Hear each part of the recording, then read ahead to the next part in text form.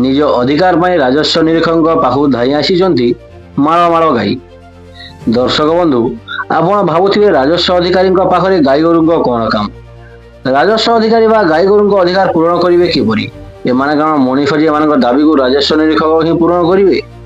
କିନ୍ତୁ ଆପଣମାନେ ଯାହା ଭାବୁଛନ୍ତି ଭାବନ୍ତୁ, ଗୋମାତା ମାନେ ପୁରା ଠିକ୍ ଜାଗାକୁ ଆସିଛନ୍ତି ନିଜ ଦାବି ଜଣାଇବା ପାଇଁ। ଏହି ଅଧିକାରୀ ହିଁ ତାଙ୍କ ଅଧିକାର ତାଙ୍କୁ ଫେରାଇ ପାରିବେ ବୋଲି ଗୋମାତା ମାନେ ସକାଳୁ ରାଜସ୍ୱ ନିରୀକ୍ଷକଙ୍କ କାର୍ଯ୍ୟାଳୟଠାରେ ଧାରଣାରେ ବସିଛନ୍ତି। ଦର୍ଶକ ବନ୍ଧୁ, ଏଭଳି ଏକ ଘଟଣା ଦେଖିବାକୁ ମିଳିଛି କଳାହାଣ୍ଡି ଜିଲ୍ଲା କେସିଙ୍ଗା ବ୍ଲକ କଫରୁପଡ଼ା ପଞ୍ଚାୟତ ଠାରେ ଥିବା ରାଜସ୍ୱ ନିରୀକ୍ଷକଙ୍କ କାର୍ଯ୍ୟାଳୟ ପରିସର ମଧ୍ୟରେ।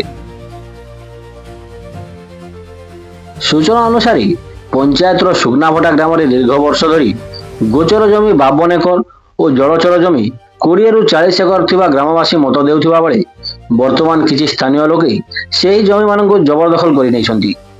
ଯେଉଁ ଗୋଚର ଜମିକୁ ସ୍ୱାର୍ଥପର ମଣିଷ ନିଜର ସ୍ୱାର୍ଥ ହାସଲ ପାଇଁ ଜବରଦଖଲ କରିନେଇଛି, ସେସବୁ ସରକାରୀ ଜମିରୁ ଘାସପତ୍ର ଖାଇ ଗାଈ ଗୋରୁମାନେ ନିଜ ଭୋଗ ମେଣ୍ଟାଉଥିଲେ।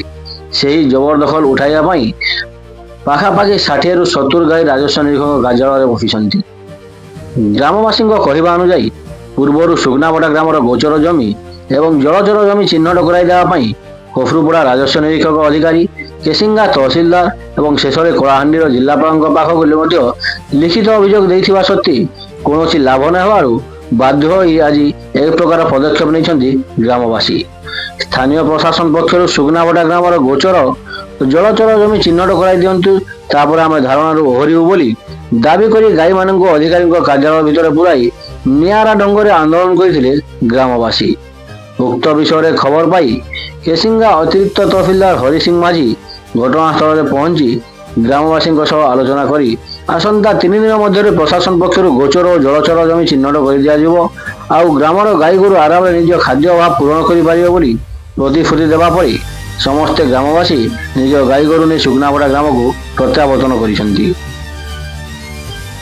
ପ୍ରଶାସନ କେବେ ଏହି ଗୋଚର ଓ ଜଳଚର ଜମି ଠାରୁ ଜବରଦଖଲ ଉଚ୍ଛେଦ କରିବ ଓ ଗାଈଗୋରୁମାନେ ଆରାମରେ ନିଜ ଭୋକ ମେଣ୍ଟାଇ ପାରିବେ, ଦେଖିବାକୁ ବାକି ରହିଲା। କେସିଙ୍ଗାରୁ ସଂଗ୍ରାମ ଜୋହରୀ ଦେଓଙ୍କ ରିପୋର୍ଟ, ସତ୍ୟର ସ୍ୱର।